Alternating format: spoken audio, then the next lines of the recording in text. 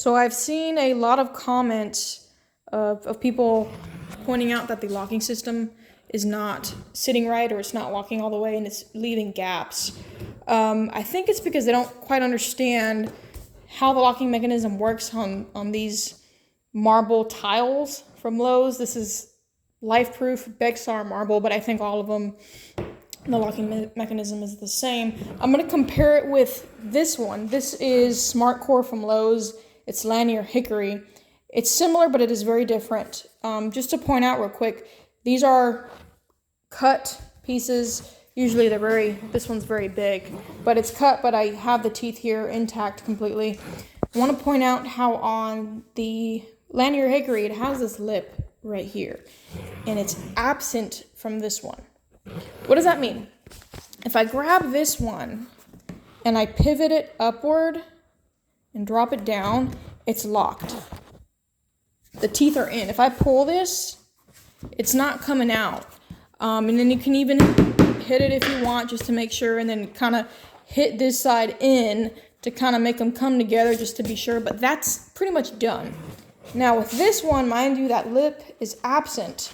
If I try to do the same thing, it does not lock. I don't know if you can see that. But just like, there's no guide to put it in, it doesn't stay. There's nothing wrong with it, it's just a different mechanism. This one, to kind of put it in perspective,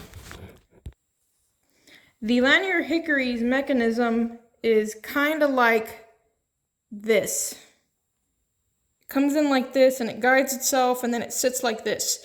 The Bexar Marble Lifeproof from Home Depot is more like this. So you have to hit it in order for it to lock.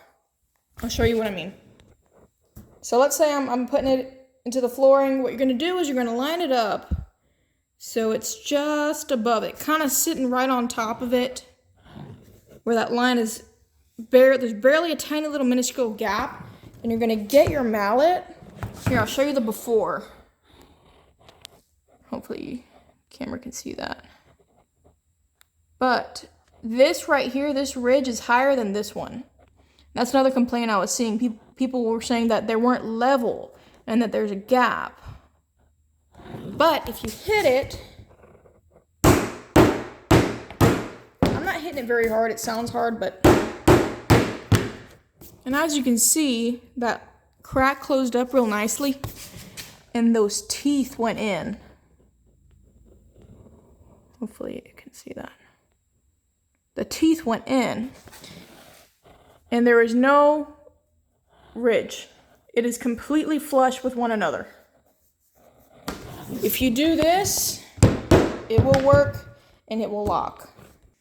And I also want to point out, this right here, this connection is the long end connection, or I should say short end. What I was just showing you was for this side. So the shorter one, not the long side. It was for this. The long side actually has a different mechanism, more similar to SmartCore. So the long side, which is this one, I have it cut, but this is the long side. It actually has that lip. It's very hard to see, but it has that lip. So with this side, you can actually pivot it and it will lock.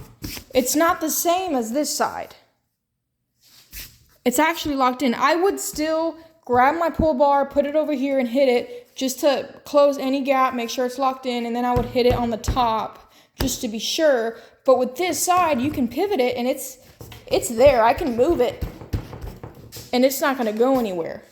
Unlike this side, they're different. I don't know why they wouldn't have just done two of the same type of mechanisms on the short end and the long end, but they chose not to. I don't know why. There's probably a reason for it. But again, I'll show you. If I try to pivot this like I did on the long end, it does not lock because it doesn't have that lip. There's nothing wrong with it. It's just different design.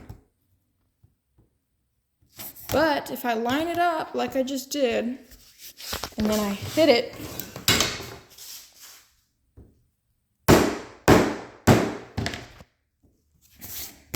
it's good. So far I've done my whole flooring in this bathroom, using that technique, and I've had no issue.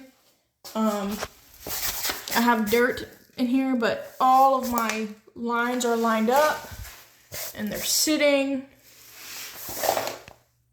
well, very, very well so far. So remember, 2 different mechanisms require 2 different techniques. If you do that, I think you'll be fine. Thank you guys. Hope this helps.